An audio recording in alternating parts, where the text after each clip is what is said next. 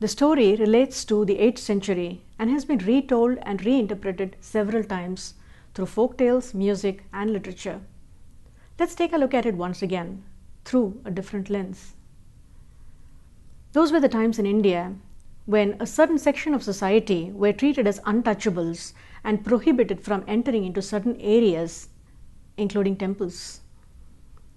Born into one such a community in a slum in the Indian state of Tamil Nadu, Nandan was a slave working as an agricultural laborer in one of the fields.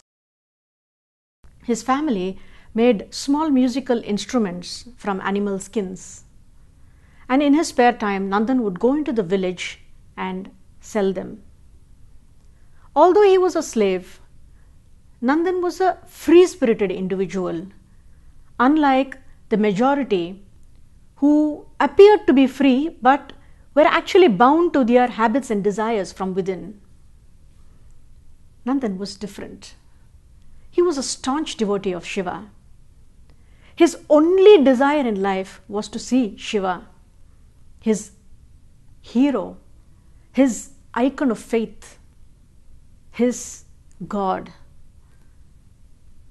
So although he wasn't allowed into the temple, he would stand outside the temple and sing the praise of his Lord. He longed to go to the temple of Nataraja, the dancing Shiva in Chidambaram. So every evening he would tell himself, Nalai Povin, meaning, I will go tomorrow. But that tomorrow never seemed to come. So people around would sarcastically call him, Hey, tere nalai povar. People would always mock at him when he would ask them to accompany him to the temple. You say God is everywhere. Why then should I go to the temple? Can't I see him here? Nandan would spontaneously reply, I agree, God is everywhere. But do we have the goodness or the inherent strength to be able to see him everywhere? Finally, the day arrives when Nandan actually decides to go to the temple. And he musters up courage to seek permission from the landlord. An arrogant landlord ridicules him. Big deal. In any case, you won't be allowed inside the temple. Okay. Go finish plowing the field and then you may go. But the proposition was ridiculous because the field he was referring to ran into several acres and it was just impossible to be plowed by a single man overnight. Heartbroken, Nandan goes home crying. Next morning, he arrives at the field, ready to start his work. And he is completely taken aback by what he sees. The entire field has been already plowed and ready to be sown. Overwhelmed with gratitude, Nandan stands rooted to the spot. The shocked landlord allows him to go, more out of fear. So excitedly, Nandan arrives at the outskirts of Chidambaram. The whole town wears a festive look. Smoke from the fire rituals and vibrations of Vedic chants fill the air.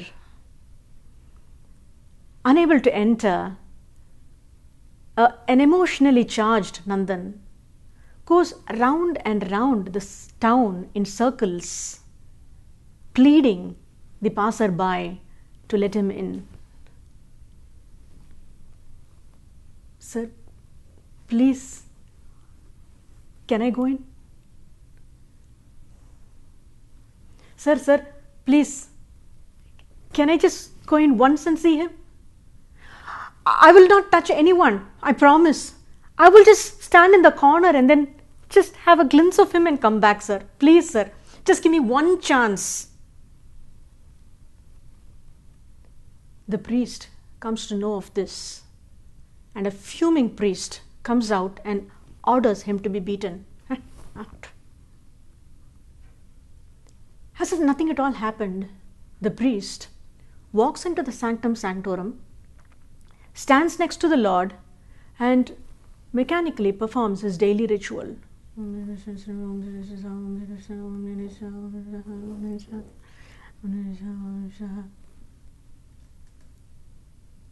While here is Nandan, standing outside, filled with devotion, waiting to catch a glimpse of his Lord. Having been discarded by society and beaten by people all around, Nandan breaks down.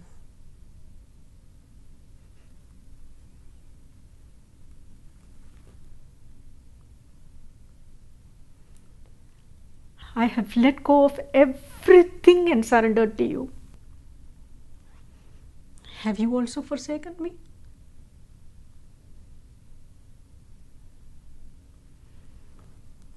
Emotionally drained, he falls asleep under the tree. When nothing remains, Shiva descends. And Nandan feels the presence of his Lord within him.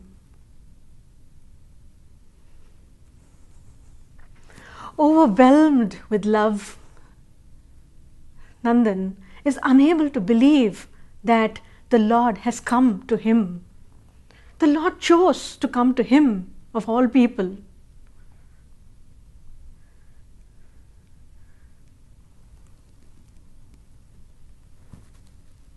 I saw him.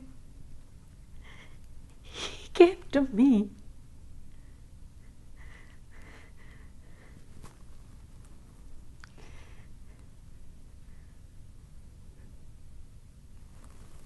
While the priest operated out of belief, Nandan operated out of faith. Belief is of the mind, born out of thinking, born out of communication. But faith is of no mind, born out of awareness. Belief is borrowed from around you, but faith emerges from within you. It is easy to believe, as there are several people who endorse their beliefs and pass it on to you. But faith has no backing. It is blind. It requires enormous courage to accept life, not only when everything goes right for you, but to accept life when everything seems to be going against you. And at that point, to know that there will be light at the end of the tunnel, no matter how eternally long it seems, is faith. To understand that no matter how harsh or opposing your parents sound, they wholeheartedly wish for your welfare, is faith. To accept that criticism from your teacher, even though it hurts badly, knowing very well it is for your betterment, is faith. To reaffirm to yourself in that unfortunate event sometimes when your object of faith itself lets you down, and to tell yourself at that point that even that is for my good, is faith. In today's context, untouchability is legally abolished, and several compensatory provisions have come into force in educational institutions and public services. But the world still operates with several divisions of a man-made social order like caste, color, religion, sex, fame, and power. Existential order is very different. While your actions align you to a man-made social order, your intentions align you to existential order. Act you must, but always ask yourself this question: what is my intent behind this act of mine?